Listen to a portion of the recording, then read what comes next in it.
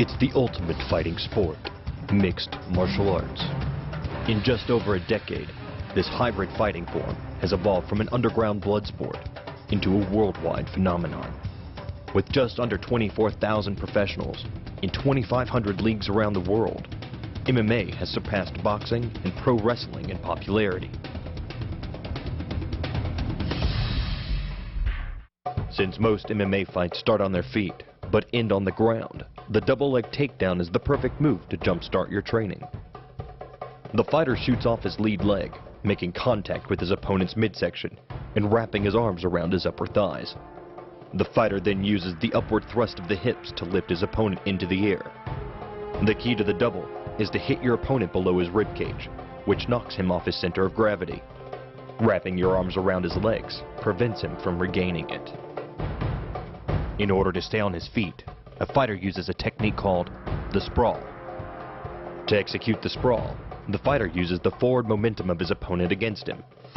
Then he leans in, locks his hips, and slides his feet backwards. At the same time, he pushes down on his opponent's back and shoulders with his forearms, keeping his legs out of his opponent's reach. Coupled with the downward thrust of your forearms, he's now supporting your entire upper body with the back of his neck and head, which leaves him face down on the mat, vulnerable to any number of attacks. For fighters comfortable with kicking, the spinning back leg kick is a key MMA move. When executing the spinning back kick, the fighter steps across his body and pivots 180 degrees on his lead leg. At the same time, he throws his head over his opposite shoulder. The kicking leg is then thrust backward, aiming at the solar plexus. Once the fight moves to the ground, MMA fighters resort to submissions and pins. A popular choke is the triangle choke. You initiate the choke by encircling your opponent's head with your right leg and crossing your left leg over the ankle, trapping your opponent's head and arm into a locked position. Finally, the fighter locks his hands behind his opponent's head and pulls, shutting off the carotid arteries. Another submission move is the armbar. Operating from the guard position, the fighter uses his legs for leverage and control.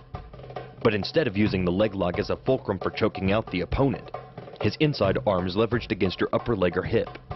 Grabbing the trapped arm, you then flip your leg over your opponent's face and hyperextend the arm. It's just a matter of seconds before your opponent will tap out.